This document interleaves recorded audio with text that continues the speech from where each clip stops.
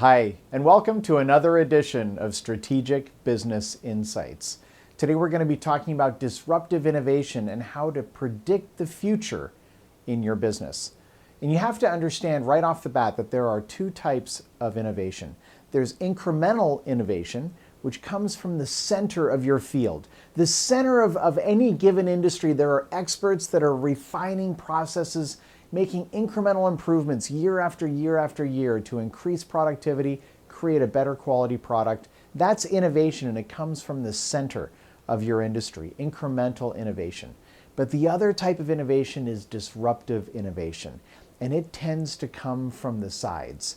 It comes from the edges. Disruptive innovation comes from what I refer to as adjacent markets. Okay? And the distinction is that disruptive innovation invalidates existing business models.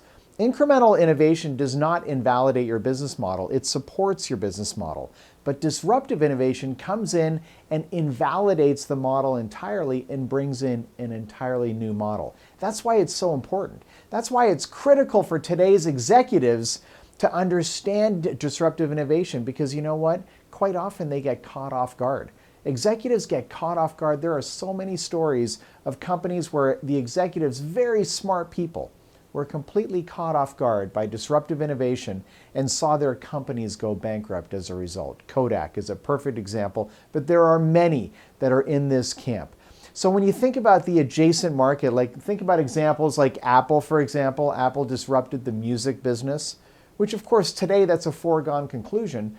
But back then, when they first made that announcement, that was shocking. It was very incredible. Who thought that a technology company would come into the music business? It was a surprise at the beginning. And then, of course, Apple disrupted the phone business as well, and so did Google with their Android platform. And there's countless other examples of Facebook Messenger disrupting SMS, Uber disrupting the food delivery business with Uber Eats, Tesla disrupting and Google and Apple for that matter, all disrupting the automobile industry. Tons of examples of these are adjacent markets. The disruptive innovation comes from the edges, right? So there's a series of questions that you can use to understand or maybe anticipate where the disruptive innovation is going to come from. Like, for example, who is your worst supplier? Can you do that in-house? Can you do it in-house? Can you do it better than they do it? Right? What's the biggest threat to your industry? Right? Write some of these questions down. If you look up the supply chain, who's your worst supplier? You can also look down the supply chain. What else do your customers want? What's the completely unrealistic thing that your customers are asking for? One day, someone's going to provide that. One day, someone's going to provide that for them. In fact, disruptive innovation quite often appeals to the least profitable market segment first. So when you think about your business, what is your least favorite, your least profitable market segment? The people that come in, the customers where you're like, oh, I hate these types of customers, right? I can't make any money on this type of business. Who is that for you? What's that market segment for you? Quite often, someone's going to come and satisfy that market segment with a cheaper, simpler, more effective solution. And if it gains traction in that least profitable market segment, it has the potential to go all the way up and disrupt the entire industry, including the customers that you love, right? It'll start with the customers you hate, but it'll go from there. How could your assets be used differently? That's another brilliant question. How can your assets be used differently? So these questions can help you map out what's likely to happen. Who's your least profitable market segment? Focus on that one. It's incredibly important. And now, and again, this innovation, the real innovation comes from the fringe. So when you're looking for content or you're doing research to try and understand where trends are likely to go, figure out who's the fringe in your industry. And let me give you an example. In the supplement, in health supplements, nutritional supplements, what's the cutting edge of nutritional supplements? Or where is it, I should say? It's in horse racing. It's in horse racing. That's where they test, because that's not regulated by the FDA. It's much more, it's on the fringe. And so people in that category, let's say they have a horse which is good, but just isn't as good as the top horses, they're going to test whatever they can to try and give that horse an advantage. That's where creatine came in. It was tested in the horse racing first. And all these other nutritional supplements, the cutting edge is in horse racing, right? The cutting edge in online marketing is in gambling, online gambling and porn, right? That's where, and those, the information marketers, the gurus, right? They're the ones who test the cutting edge strategies first, like tripwires and all sorts of cutting edge click funnels and all sorts of things that people are using today. The corporations are starting to use them, but they started first in other industries like gambling and porn and information marketing. So innovation always comes from the edges. We have to keep our eyes on the edges. Now here's another thing for predicting the future. They talk about artificial intelligence and how technology is going to be replacing jobs in the years to come. In fact, there was a study out of Oxford that said that 47% of US jobs are likely to be replaced by technology in the next 20 years or so. That's a very scary proposition. So let's look at a model that we can use to try and anticipate what's going to happen and in what order. So in the economy, we have manual tasks and we have cognitive tasks. And in each of those categories, you have repetitive tasks and non-repetitive tasks. So you have manual repetitive and cognitive repetitive. You have manual non-repetitive and you have cognitive non-repetitive. Well, the manual repetitive jobs are going to get replaced at some point in the future with robotics, right? Manual repetitive jobs are going to be replaced by robots. The cognitive repetitive tasks are going to get replaced by algorithms at some point. We don't know if it's going to happen next week, next month, a year from now, 5 years from now, but at some point, the cognitive repetitive tasks are going to get replaced by algorithms.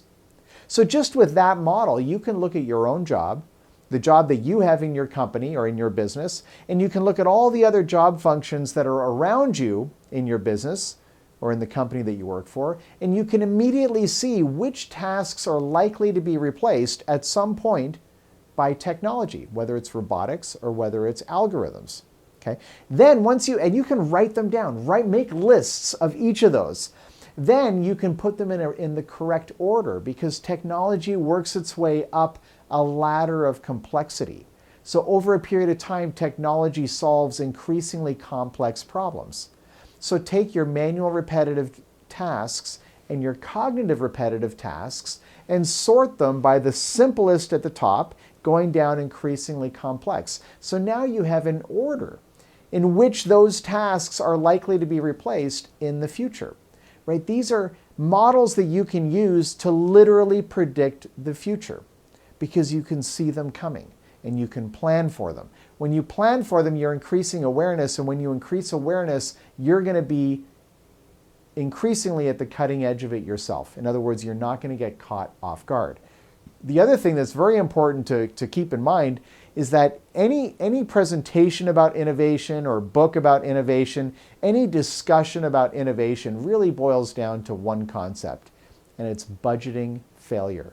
You have to be willing to budget failure. You have to be willing to take a risk. And Jeff Bezos, the CEO of Amazon, that guy is brilliant, a personal hero of mine. He said, he has some great quotes, and one of them was that if you know it's going to work, it's not an experiment. If you know it's going to work, it's not an experiment, right? When we're talking about budgeting failure, we're talking about taking risks that might fail. You have to be willing to take those risks. You have to budget. You have to put money aside knowing that it might not work out. In fact, Jeff Bezos also said that if you have a 10% chance of getting a 100x return, you would take that bet all day long, right? Mathematically, it's a guaranteed winner, but you're still going to lose 90% of the time.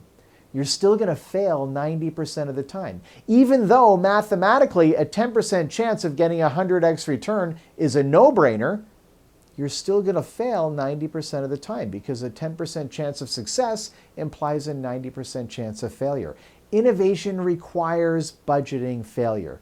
You have to be willing to budget failure. That introduces another model that you can use to see when it's time to invest, because you can look at your industry and sort all the companies by their gross margin. So you have the highest gross margin on one side and the lowest gross margin on the other.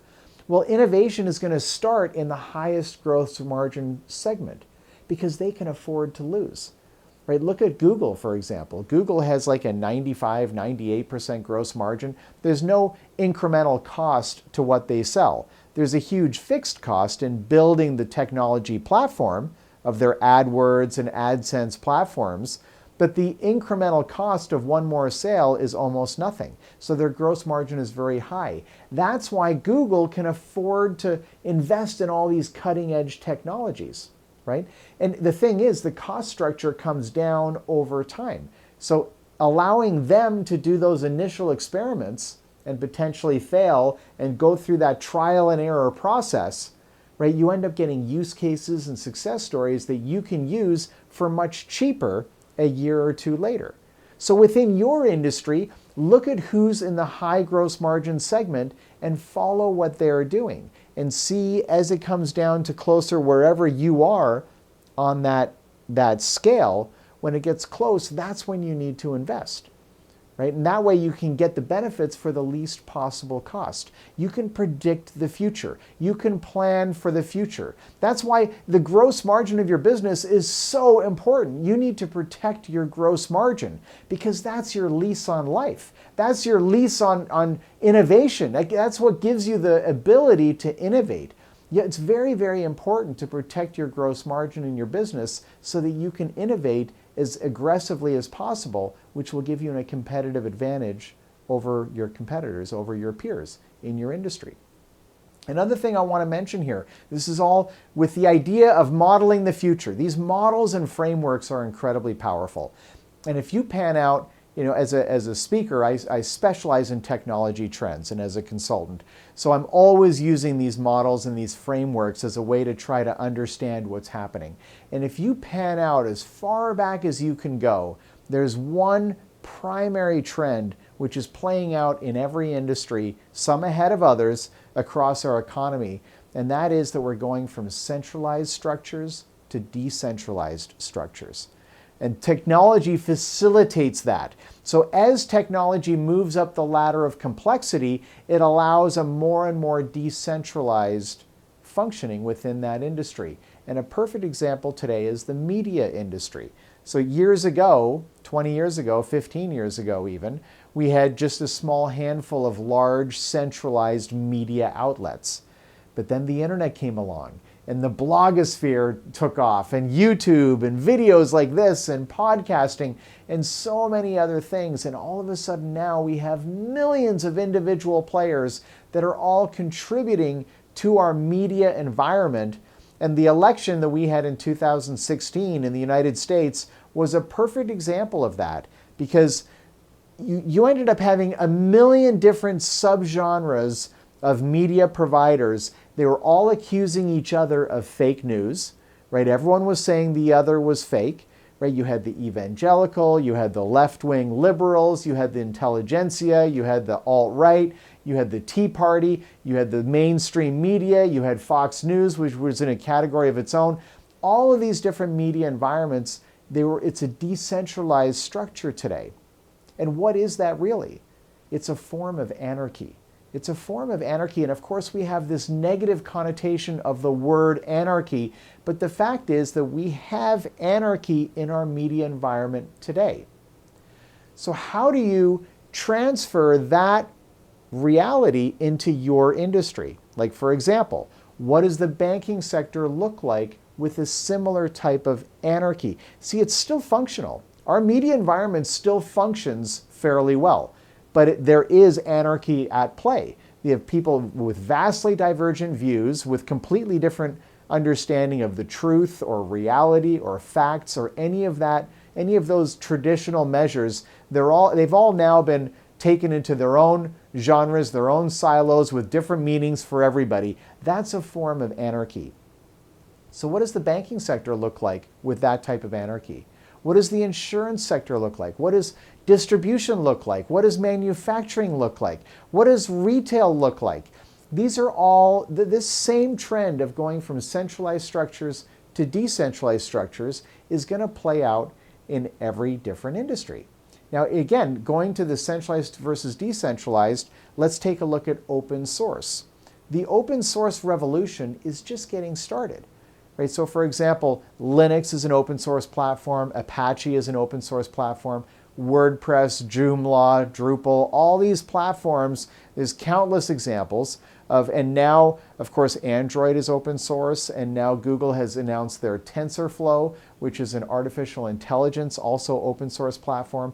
Tesla has made all of their plans open source. So these are examples of, and many more things are going to become open source as time goes on. So imagine an Uber, the company Uber, without the company Uber. It's just an online platform on the internet where people can be either drivers or they need a ride, and they connect with each other through this platform, but there's no central company taking a cut. Imagine an Airbnb without the company Airbnb. Imagine a Skype without the company Skype.